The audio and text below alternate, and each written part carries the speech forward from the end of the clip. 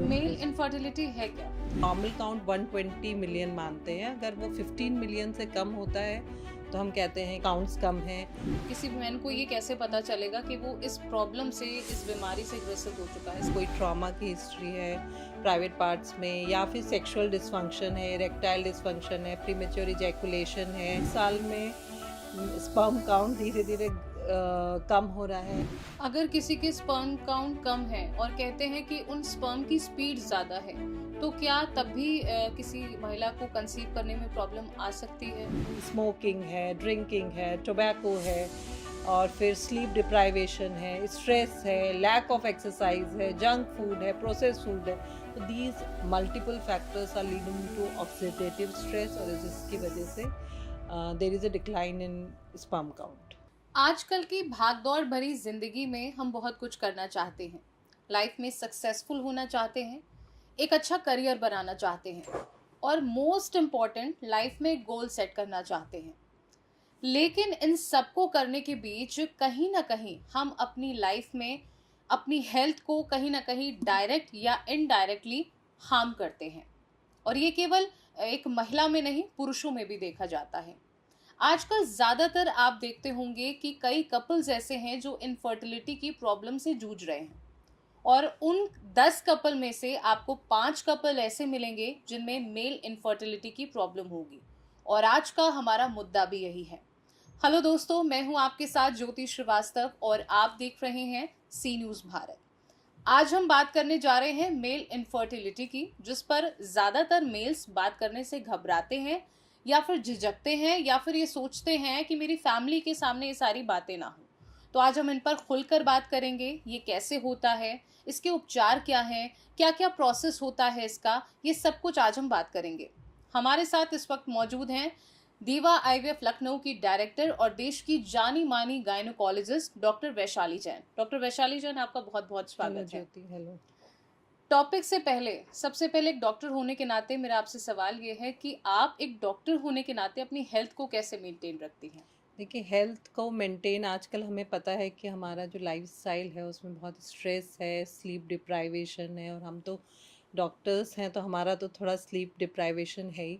तो उसको हमें यही है कि थोड़ा हेल्दी लाइफस्टाइल में हम डाइट पे ध्यान रखते हैं, थोड़ा सा जंक फूड और प्रोसेस्ड फूड अवॉइड करते हैं, वाटर इनटेक प्रॉपर होता है, और माइल्ड सी एक्सरसाइज, अगर कुछ नहीं तो कम से कम वॉक ही कर लिया आपने या थोड़ा सा योगा कर लिया। तो दो चीज़ों पे ज़्यादा ध्यान देते हैं, एक तो डाइट पे, एक्सरसाइज, माइल्ड एक्सरसाइज पे, और third sleep. Sleep is very important, मतलब 7 आवर्स या 8 आवर्स की स्लीप इज़ वेरी इंपॉर्टेंट। आप ये मानती हैं डॉक्टर होने के नाते कि लाइफस्टाइल हमारी बॉडी पे कहीं ना कहीं बहुत इफेक्ट डालता है, फिर वो प्रॉब्लम कोई भी हो? हाँ, ज़रूर डालता है। और आजकल जो चीज़ें हैं, अगर हम कहेंगे जो भी मेडिकल कंडीशंस हैं, जैसे महिलाओं में हार्मोनल इम्बैलेंस है, पीसीओडी है, एंडोमेट्रियोसिस है, या मेल फैक्टर इनफर्टिलिटी की जैसे अभी हम बात करेंगे, तो सब में 70 to 80% लाइफस्टाइल का ही रोल है। और कुछ फैक्टर अलग, इन्फेक्शन, जेनेटिक कॉजेज आते हैं, तो मेन लाइफस्टाइल का ही एक फैक्टर है जो मेल इनफर्टिलिटी है क्या? मेल इनफर्टिलिटी ये है कि अगर जो पुरुष है उसका स्पर्म काउंट होता है, स्पर्म की गुणवत्ता यानी कि काउंट, उसके जो शुक्राणु की मोटिलिटी, और तीसरा उसका मॉर्फोलॉजी। तो 3 चीज़ों में उसका हम सीमेन एनालिसिस करते हैं, और अगर उसमें कहीं पे भी दिक्कत आती है तो हम उसको मेल इनफर्टिलिटी कहते हैं। यूजुअली बहुत ही लिबरल गाइडलाइंस भी हैं डब्ल्यूएचओ की, उसमें अगर जैसे नॉर्मल काउंट 120 मिलियन मानते हैं, अगर वो 15 मिलियन से कम होता है तो हम कहते हैं कि मतलब काउंट्स कम हैं। अगर मोटिलिटी कम है, 30-40% से कम मोटिलिटी है, तो हम वो मानते हैं कि उसको मेल इनफर्टिलिटी है। और ऐसे ही मॉर्फोलॉजी बहुत इंपॉर्टेंट होती है, तो अगर 4% से भी कम नॉर्मल मॉर्फोलॉजी है तो वो हम मेल इनफर्टिलिटी में काउंट करते हैं। तो 3 पैरामीटर्स के बेसिस पे हम डिसाइड करते हैं कि स्पर्म काउंट कैसे, स्पर्म की क्वालिटी कैसी है। इसके कारण और आगे चीज़ें पूछने से पहले एक सवाल ये ज़रूर पूछूंगी कि आपके पास हज़ारों पेशेंट्स आते हैं, तो उनमें से जो मेल इनफर्टिलिटी के पेशेंट्स होते हैं वो कितना खुलकर आपसे बात कर पाते हैं, और मोस्ट इम्पॉर्टेंट, क्या वो ये मतलब इस चीज़ को एक्सेप्ट करते हैं कि हमारी फैमिली के सामने बात हो, हमारी वाइफ के सामने बात हो? देखिए जो फर्स्ट फॉरमोस्ट अगर पेशेंट आ रहा है हमारे पास, कपल आ रहा है, तो वो ये सोच के नहीं आता कि उसको मेल फैक्टर होगा। तो हम जब उनको, हमारा जो फर्स्ट स्टेप होता है, हम उनको कहते हैं कि अपना सीमन एनालिसिस करा लीजिए, और उसके बाद की ये स्थिति आप समझ सकते हैं कि अगर वो रिपोर्ट नॉर्मल है तो एक्सेप्टेबल है, और अगर रिपोर्ट एबनॉर्मल है तो मतलब वो सोच के भी नहीं आते कि उनसे टेस्ट करने को बोला जाएगा। तो पहला धक्का तो यही लगता है कि मैडम टेस्ट करने के लिए बोल रही है। और दूसरा, अगर वो रिपोर्ट एबनॉर्मल आ जाती है तो डेफिनेटली उनको समझ में थोड़ा सा वो होता है। लेकिन आजकल के जो पेशेंट आपके पास आ रहा है इलाज के लिए, तो वो ओपन है और वो तैयार है इलाज कराने के लिए और एक्सेप्ट भी कर रहा है। किसी भी पुरुष को, किसी भी मैन को ये कैसे पता चलेगा कि वो इस प्रॉब्लम से, इस बीमारी से ग्रसित हो चुका है? इसके मतलब मेनली लक्षण क्या होते हैं पहले? देखिए ये बहुत ही एसिम्प्टोमेटिक होता है अनटिल अनलेस कोई आपकी हिस्ट्री हुई हो, जैसे आपका कोई ट्रॉमा की हिस्ट्री है प्राइवेट पार्ट्स में, या फिर सेक्सुअल डिसफंक्शन है, इरेक्टाइल डिसफंक्शन है, प्रीमेच्योर इजैकुलेशन है, या फिर जो है उसको बचपन में कोई बुखार हुआ हो, वहाँ पे कोई गठान हो प्राइवेट पार्ट्स में, तब तो सिम्टम्स हैं। वरना 90% एसिम्प्टोमेटिक मेल इनफर्टिलिटी होती है, और वो हमारे लाइफस्टाइल कॉज हम उसको मानते हैं, या ऑक्सीडेटिव स्ट्रेस उसका कारण हम मानते हैं। हुँ। तो क्या ये जेनेटिक भी होती है, या फिर जैसे भी अब आपने बताया कि जेनेटिक प्राइवेट पार्ट 5% वगैरह केसेस में? में जेनेटिक हो सकती है। बहुत सारे जेनेटिक टेस्ट होते हैं, तो उसमें हम स्पेसिफिक, जब हम सीमन एनालिसिस करते हैं तो उसके बेसिस पे हम डिसाइड करते हैं कि जेनेटिक टेस्ट होना है कि नहीं होना है। हुँ, तो कुछ केसेस में, 5% केसेस में जेनेटिक कारण भी होता है। हुँ। आज के टाइम में ये प्रॉब्लम ज़्यादा देखने को मिल रही है।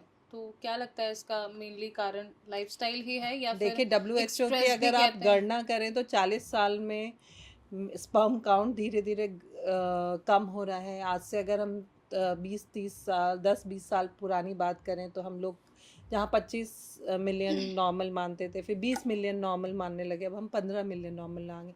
तो global decline in sperm count is there.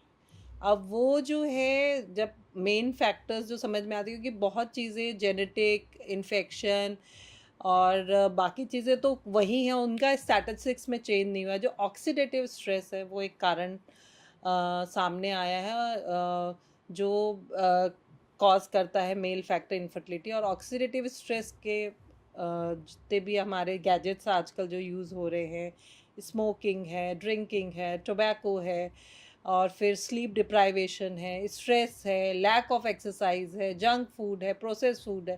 तो these multiple factors are leading to oxidative stress, और जिसकी वजह से there is a decline in sperm count. अगर किसी के स्पर्म काउंट कम है और कहते हैं कि उन स्पर्म की स्पीड ज़्यादा है, तो क्या तब भी किसी महिला को कंसीव करने में प्रॉब्लम आ सकती है? क्योंकि कई कई डॉक्टर्स कई बार ये भी कहते हैं कि स्पीड अच्छी है लेकिन काउंट कम है। हाँ, तो देखिए काउंट, स्पीड और मॉर्फोलॉजी, 3 जो हमने पैरामीटर डिसाइड करे हैं, तो उसमें मॉर्फोलॉजी जो है वो जेनेटिक कारणों की वजह से मॉर्फोलॉजी में डिफरेंस आता है, तो उससे भी हम आइडेंटिफाई करते हैं कि क्या कारण हो सकता है। और मोटिलिटी अच्छी है और काउंट आपके थोड़े कम हैं, 15 मिलियन से ज़्यादा है, तो हम्म। महिला कंसीव कर सकती है नेचुरल प्रोसेस या असिस्टेड रिप्रोडक्टिव टेक्निक्स की हेल्प से। हम्म। अ, अगर किसी को पता चल जाए कि हाँ भाई स्पर्म काउंट कम है, टेस्ट हुआ है, तो उसके बाद का प्रोसेस क्या होता है? स्पर्म काउंट कम है तो पहले हम उसका पूरा इवैल्यूएशन करते हैं। कभी कभी हम खुद भी एग्जामिन करते हैं पेशेंट को। हमें तो बाकी अगर कोई पेशेंट अनकंफर्टेबल है तो हम उनको एंड्रोलॉजिस्ट के पास भेजते हैं। हम्म। तो एक फिज़िकल एग्जामिनेशन होता है, इसके अलावा कुछ ब्लड टेस्ट होते हैं जिसके बेसिस पे कुछ निष्कर्ष पर हम पहुँचते। कुछ हार्मोन्स के टेस्ट होते हैं, उसमें ब्लड टेस्ट होता है, अल्ट्रासाउंड करवाते हैं कि कोई वेरिकोसील या उस तरह की चीज़ तो नहीं है। हम्म।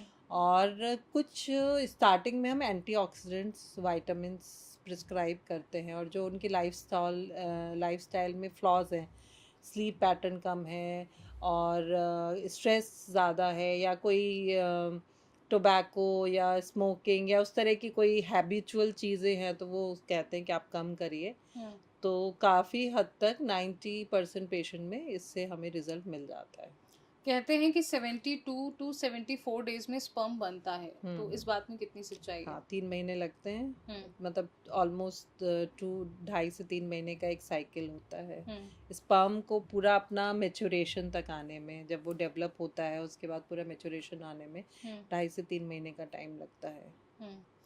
क्या कभी आपके पास कोई ऐसा पेशेंट भी आया है जिसको ये प्रॉब्लम रही हो इनफर्टिलिटी की, मेल हम्म। इनफर्टिलिटी, और उसको एक्सेप्ट करने में थोड़ा टाइम लगा हो, तो क्या कोई काउंसलिंग वगैरह भी आप करती हैं कि मतलब पेशेंट को इस तरीके से नहीं कन्विंस देखिए, करना? हमें तो पेशेंट को कन्विंस, कोई भी कपल अगर हमारे पास आया है, सबसे ज़्यादा दिक्कत आती है जब वो टेस्ट करने के लिए राज़ी नहीं होता है। बहुत हम्म। बार पेशेंट कहते हैं कि मैम हमारे लिए बहुत अनकंफर्टेबल है, जबकि हम कहते हैं कि ये सबसे नॉन इन्वेजिव टेस्ट है, हम्म। आप आराम से करा सकते हैं इस टेस्ट को।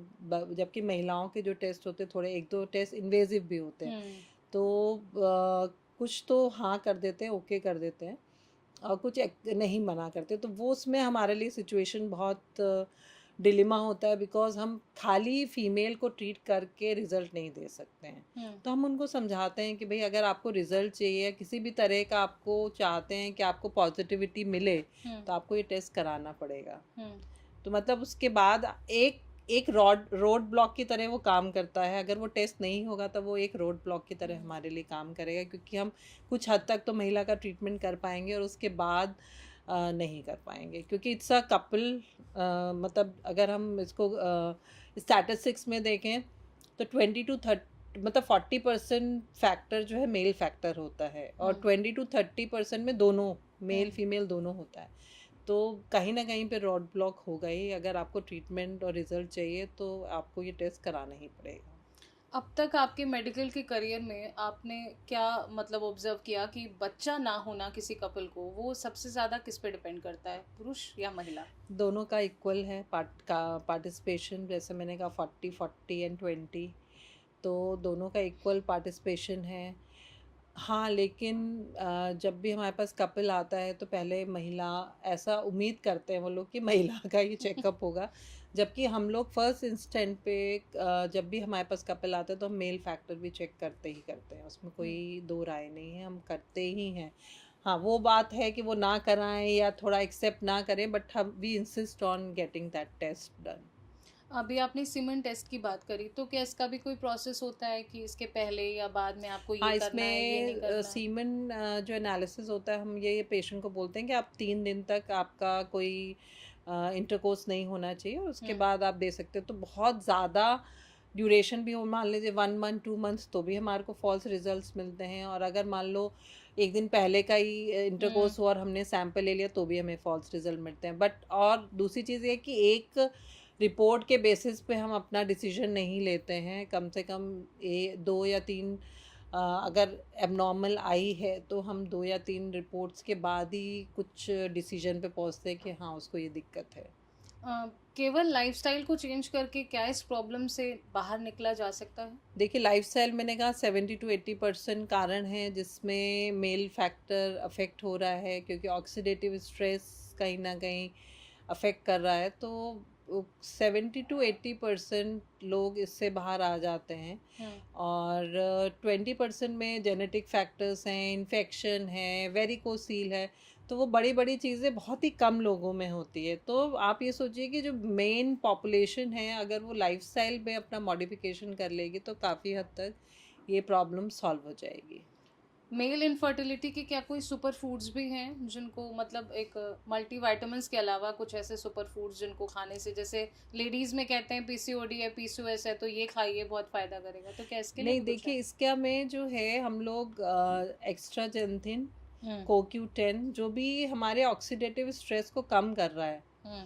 तो वो हम उनको कहते हैं। तो ऐसे ही जो फीमेल में हम कह रहे हैं, हम्म। फीमेल में भी वही एंटीऑक्सीडेंट दवाई फूड ही हम अप्लाई कर रहे हैं। और सेम इनमें भी उसी तरह की मेडिसिन्स, मतलब मेडिसिन्स भी हम उसी तरह की देते हैं ऑलमोस्ट, जिसमें ग्रीन टी एक्सट्रैक्ट होता है, एक्स्ट्राजेंथिन होता है, CoQ10 होता है, लाइकोपीन होता है, ल्यूसीन होता है। तो सारे जो बैलेंस डाइट में आइडली, तो हमारी जो डाइट में बचपन से हमने कमी करी है, अब उसको हम दवा से कंप्लीट करवाते हैं। काफ़ी ऐसे हेल्थ इश्यूज होते हैं जिन पर लोग खुलकर बात नहीं करते, तो क्या ये रिप्रोडक्टिव हेल्थ इशू भी उन्हीं में से एक है जिन पर लोग खुलकर बात नहीं करना चाहते? बहुत ही हमारे पास उस तरह के भी कपल आते हैं। इनफर्टिलिटी तो बात दूसरी है, सेक्सुअल डिसफंक्शन भी बहुत एक बड़ा टैबू है जो हुँ, आजकल लड़का लड़की, although there is plethora of information. हुँ, अगर आप हमसे बात करें तो आपके इंटरनेट पे, आपके यूट्यूब पे बहुत सारी इंफॉर्मेशन है, but they can be misguiding also, क्योंकि वो एक जनरलाइज इंफॉर्मेशन है, वो हो हुँ, सकता है आप उसमें फिट नहीं आ रहे हो। हुँ, तो इट्स ऑलवेज बेटर कि आपका जो भी है, आप एक किसी भी स्पेशलिस्ट से मिलिए। और जो अगर स्पेशलिस्ट से मिलते हैं तो कुछ कारण है या फिजियोलॉजिकल है, वो सारी चीज़ें आपकी क्लियर हो जाएंगी। अभी आपने कहा कि कई बार लोग नेट पर देख के, इंटरनेट पे देख के अब अज़्यूम कर लेते हैं कि हमें ये है, हम ऐसे करेंगे तो ठीक हो जाएँगे। तो क्या कोई ऐसा पेशेंट भी आया है आपके पास मेल इनफर्टिलिटी का कि भाई देखा, उन्होंने कहा कि हाँ, मैंने नेट पे चेक किया, ऐसा-ऐसा था, मैंने ऐसा किया, तो अब क्या करें? क्या कोई ऐसा भी आया है? नहीं, उसमें जो नेट पे वो लोग भी बताते ही हैं कि भई आप अपना डाइट करिए, एक्सरसाइज़ करिए, लेकिन उनको उसकी, अगर आप नेट पे देख रहे हो तो आपको वो ज़्यादा सीरियसनेस भी प्रॉब्लम है नहीं तो आते। डॉक्टर से सलाह लें। हाँ, डॉक्टर से सलाह लें, क्योंकि कुछ टेस्ट हो सकता है हमें आपकी ज़रूरत पड़े, हमें आपके अल्ट्रासाउंड कराने पड़े, कुछ हार्मोनल टेस्ट कराने पड़े, तो वो सारी चीज़ें आपको नेट से इन्फॉर्मेशन नहीं मिल सकती। तो ग्रेविटी ऑफ योर कंडीशन वो हम बता सकते हैं कि आपकी जो कंडीशन है वो माइल्ड है, मॉडरेट है कि सीवियर है, हुँ, और आपको किस लेवल का ट्रीटमेंट चाहिए। हुँ। आजकल का जो यूथ है वो स्मोकिंग और ड्रिंकिंग, इन 2 चीज़ों में सबसे ज़्यादा माहिर है। तो क्या ये धीरे-धीरे आने वाले टाइम में मेल इनफर्टिलिटी का बड़ा कारण बन सकता बन है? सकता है, बहुत बड़ा कारण बन सकता है। और इसको हम साइलेंट क्राइसिस भी बोल ही रहे हैं आजकल, क्योंकि जिस तरह से, हाँ, और ये सारी चीज़ें तो आपके लाइफस्टाइल में आ ही गई हैं एक्चुअली। तो ये this is the big reason जो हम लोग आजकल देख रहे हैं। पूरा ग्लोबली जो है स्पर्म काउंट्स भी कम हो रहे हैं। लाइफ़स्टाइल तो हो गया, तो अब मान लीजिए कोई ऐसा मेल है जो बहुत बढ़िया लाइफ़स्टाइल जी रहा है, बहुत बढ़िया खा रहा है, ना स्मोकिंग है, ना ड्रिंकिंग है, लेकिन स्ट्रेस बहुत है। अब वो स्ट्रेस घर का भी हो सकता है, वर्क प्लेस का भी हो सकता है। तो क्या ये भी उस मेल के स्पर्म की क्वालिटी या फिर उसके स्पर्म काउंट पर असर हाँ, डालेगा? देखिए, जो कोई मापदंड नहीं है स्ट्रेस का एक्चुअली, जो है ना कि हम उसको कह सकते हैं कि कोई मापदंड हो जिसके बेसिस पे कि उसको स्ट्रेस है कि नहीं है। हुँ, एक जना एक छोटी सी चीज़ को ही स्ट्रेस बना लेगा, और एक जना बहुत बड़ी चीज़ को भी स्ट्रेस नहीं बनाएगा। हुँ, तो उसका मापदंड कुछ भी नहीं है। लेकिन जो साइकोलॉजिकल इश्यूज हैं आजकल, लोनलीनेस है बहुत, पीयर प्रेशर है, और आपको कुछ अचीव करना है, आपके करियर में कुछ अचीव करना है, आपको कहीं पे कुछ अचीव करना है। हुँ, तो ये इस तरह, और जो मुझे जो लगता है कि सोशल मीडिया जो है, चाहे आप व्हाट्सएप पे चले जाइए, चाहे आप फेसबुक पे चले जाइए, तो कहीं ना कहीं आपको एक इन्फीरियरिटी कॉम्प्लेक्स होने लगता है या डिप्रेशन होने लगता है कभी कभी, कि हुँ, वो हमारे साथ वाला तो इतना कर रहा है और हम नहीं कर पा रहे हैं। तो ये सारी चीज़ें स्ट्रेस का कारण बनती हैं, और उसका इलाज आप खुद ही कर सकते हैं। हुँ, मतलब ठीक है, आप अगर बहुत ही ग्रॉस कंडीशन है तो साइकोलॉजिस्ट से मिलने की ज़रूरत है या साइकेट्रिस्ट से मिलने की ज़रूरत है। अदरवाइज़ अगर आप लाइफस्टाइल सही में है तो स्ट्रेस भी आपका धीरे धीरे कम होगा। अगर आपकी पंक्चुअलिटी आपकी लाइफ में आ रही है, आपकी स्लीप पैटर्न सही हो रहा है, तो स्ट्रेस भी धीरे धीरे कम हो जाएगा। इनफर्टिलिटी की प्रॉब्लम चाहे मेल में हो या फीमेल में हो, पार्टनर सपोर्ट कितना मैटर करता है? क्योंकि अक्सर हम देखते हैं फीमेल्स को प्रॉब्लम होती है तो कहीं कहीं जगह मेल का सपोर्ट भी होता है, लेकिन कहीं कहीं जगह नहीं भी होता है।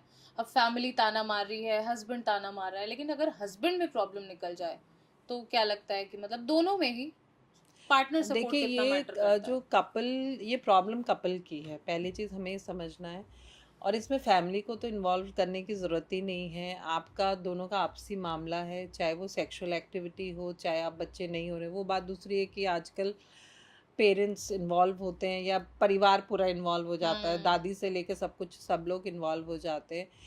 और ये आपका प्राइवेट मामला है। अगर आप कोई भी तरह का किसी भी लेवल का ट्रीटमेंट ले रहे हैं तो आप इंडिस्क्रीट होके बता सकते हैं कि हाँ, इलाज चल रहा है। There is no need to tell each and every detail, और हम्म, ज़रूरी नहीं है वो आपसे पूछे भी। हम्म, है ना? ज़रूरी नहीं है कि वो इतनी डिटेल पूछें और आपको समझाएं, तो उसमें कहा हाँ थोड़ी सी दिक्कतें हैं और उसको हम इलाज करें, तो एक दूसरे का सपोर्ट तो बहुत ज़रूरी है। हम्म। क्योंकि अगर हम फीमेल फैक्टर देखें या मेल फैक्टर देखें, तो बस ये होता है कि फीमेल फैक्टर दुनिया अंदाज़ा लग कहते हैं कि हाँ बस फीमेल फैक्टर ही होगा, लेकिन जो है कपल एक दूसरे को पॉजिटिव एनर्जी देते हुए एक दूसरे का साथ दें। सबसे पहले यही बात आती है कि लेडीज में ही कोई प्रॉब्लम होगी। हाँ वो तो आती है, वो तो हम्म। सोशल स्टिग्मा है ही, तो वो hmm. That burden is on females shoulder only. हम्म।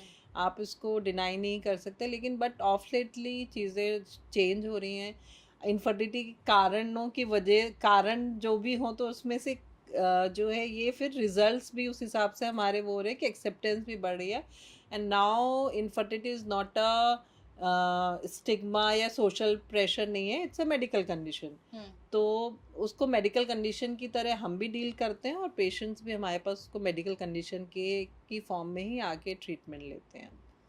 आपके पूरे मेडिकल करियर में कितने साल का एक्सपीरियंस है जिसमें आपने कई लोगों को उनके चेहरों पर मुस्कान दी? देखिए कई मेरा कपल्स ऐसे हैं जिनको माता पिता 25 बनाया। इयर्स का एक्सपीरियंस है, जब से हमने पढ़ाई करके, और उसके बाद इस फील्ड में मेरा 25 इयर्स का एक्सपीरियंस है।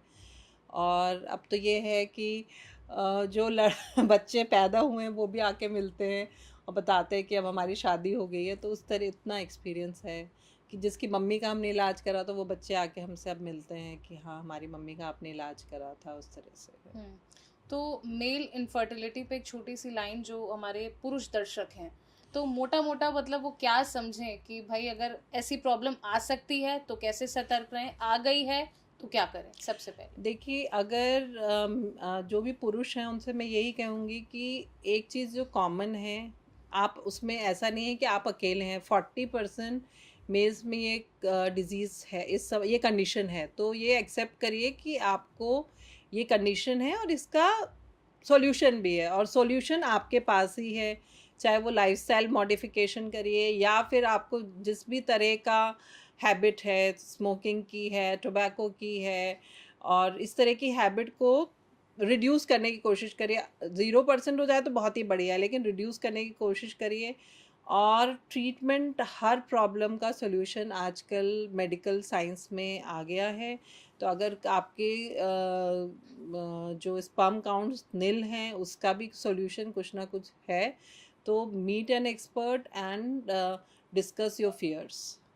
बहुत बहुत धन्यवाद आपका हमारे साथ इस पॉडकास्ट में जुड़ने के लिए और ये बहुत अच्छी इन्फॉर्मेशन हमारे दर्शकों को देने के लिए।